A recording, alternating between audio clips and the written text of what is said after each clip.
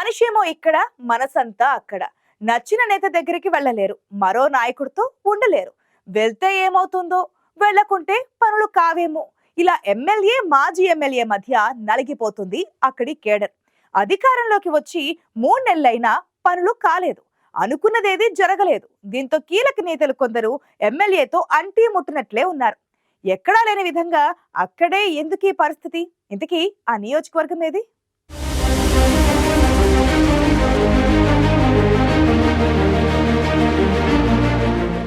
5 ఏళ్ల వైసీపీ పాలన తర్వాత టీడీపీ అధికారంలోకి రావాలని చాలా మంది కష్టపడ్డారు. చావోరేవో అన్నట్లు పోరాడారు. కొందరైతే ఎన్నో పోగొట్టుకున్నారు. 5 ఏళ్ల నిరీక్షణ తర్వాత అధికారంలోకి రావడంతో పార్టీ క్యాడర్ సంబరాలు చేసుకున్నారు. కానీ అనంతపురం అర్బన్ నియోజకవర్గంలో మాత్రం చూద్దామన్న ఆనందం కనిపించడం లేదు. ఇక్కడి కార్యకర్తలు, నాయకులు పార్టీ కోసం ఎంత కష్టపడ్డారో ప్రత్యేకంగా చెప్పాల్సిన పనిలేదు. కేసులు ఎదుర్కొన్నారు, ఆర్థికంగా నష్టపోయారు, అవమానాలు చవిచూశారు. ఎన్ని కష్టాలు పడ్డా అధికారం వచ్చాక తామేంటో చూపిద్దామనుకున్నారు. ప్రభుత్వం అధికారంలోకి రావడంతో ఇక తిరుగు లేదని భావించారు. తీరా వాస్తవ పరిస్థితి దీనికి రివర్స్లో ఉంది.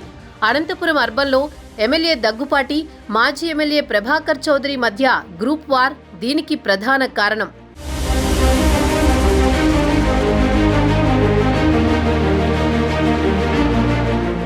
వాస్తవంగా 2024 ఎన్నికలకు ముందు కేవలం నెలన్నర ముందు రేసులోకి వచ్చారు ప్రస్తుత ఎమ్మెల్యే దగ్గుబాటి ప్రసాద్. ఆయనకు టికెట్ వస్తుందని ఎవరూ ఊహించలేదు. అప్పటిదాకా నియోజకవర్గంలో ఇన్ఛార్జిగా ఉన్న మాజీ ఎమ్మెల్యే ప్రభాకర్ చౌదరి పార్టీని తన గ్రిప్లో పెట్టుకున్నారు.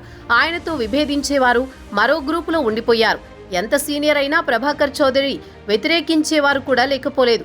ఇలాంటి పరిస్థితుల్లో అధిష్టానం అనూహ్యంగా దగ్గుపాటి ప్రసాద్కి టికెట్ ఇవ్వడంతో చాలా మంది ఆయన వైపు వెళ్లారు. ప్రభాకర్ చౌదరి వర్గానికి చెందిన వారిలో కొందరు అనివార్యంగా దగ్గుపాటి వెంట నడవాల్సి వచ్చింది. ఇక్కడే పార్టీలో కన్ఫ్యూజన్ ఏర్పడింది. తెలుగుదేశం పార్టీ ఉండడం, దగ్గుపాటి ప్రసాద్కి కొందరు నాయకులు సహకరించడంతో మొత్తానికి భారీ విజయం సాధ్యమైంది. దగ్గుపాటి ప్రసాద్ మొదటిసారి ఎమ్మెల్యే అయ్యారు. పైగా ఆయనకు నగరంలో పరిస్థితులపై ఇంకా పూర్తిగా అవగాహన రాలేదు. దీంతో తాము చెప్పినట్లు అంతా నడుస్తుందని ఆయనకు మద్దతిచ్చిన నేతలు భావించారు. తెర వెనుక చక్రం తిప్పొచ్చని ఊహల్లో తేలిపోయారు.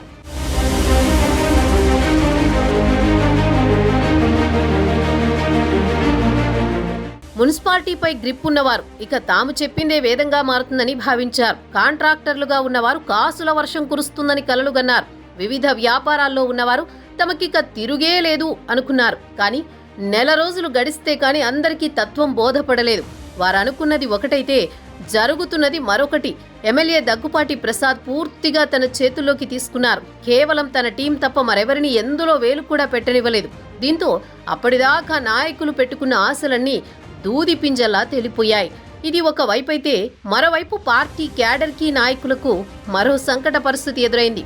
అదేంటంటే అర్బన్ ఎమ్మెల్యే వెంట ఉండాలా లేక మాజీ ఎమ్మెల్యే వెంట ఉండాలా అనే కన్ఫ్యూజన్ ఏర్పడింది. ఎందుకంటే నియోజకవర్గంలో మాజీ ఎమ్మెల్యే ప్రభాకర్ చౌదరికి అనుకూలంగా ఉన్నవారు చాలా మందే ఉన్నారు. అయితే వెళ్లకపోతే పనులు జరగవన్న ఉద్దేశంతో అయిష్టంగానే ఎమ్మెల్యే దగ్గుపాటి దగ్గరికి వెళుతున్నారు. ఆయన ప్రోత్సహించినా ప్రోత్సహించకపోయినా మరో దారి లేక అక్కడే ఉంటున్నారు.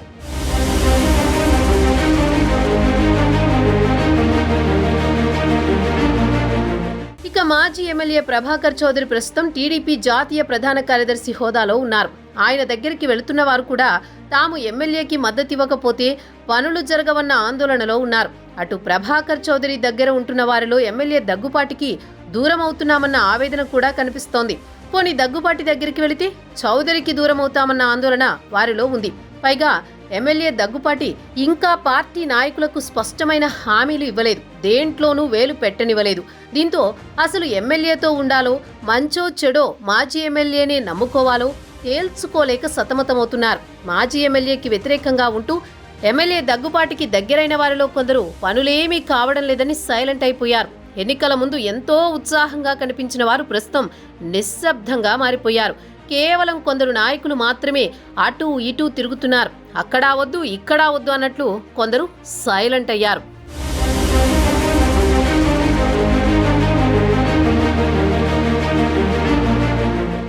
అనంతపురం అర్బన్ రాజకీయాల్లో మరో ముఖ్యమైన విషయం ఏంటంటే ఫస్ట్ టైం గెలిచిన ఎమ్మెల్యే దగ్గుపాటి ఫుల్ క్లారిటీతో ఉన్నారట.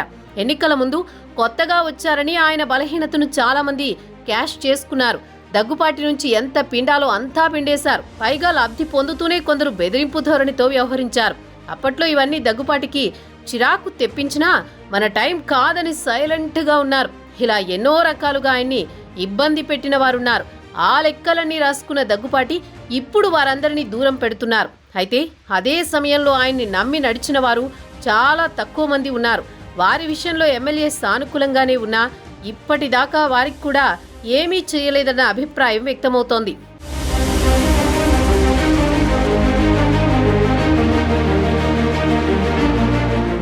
మూడు నెలలైపోయింది. ఇప్పటిదాకా ఏ ఒక్క నాయకుడికి కూడా ఫలానా పని అయిందన్న తృప్తి ఎక్కడా లేదు. అందుకే ఆ ఇద్దరు నాయకుల దగ్గర పార్టీ శ్రేణుల సందడి కనిపించడం లేదు. ఏం జరుగుతుందో చూద్దామని వేచి చూసే ధోరణితో మరికొందరు ఉన్నారు. ఏదేమైనా ఇద్దరు నేతల మధ్య పార్టీ నాయకులు నలుగుతున్నారన్నది మాత్రం వాస్తవం. అధికారం వచ్చిందన్న సంతోషం ఎవరి మొహాల్లో కనిపించడం లేదు.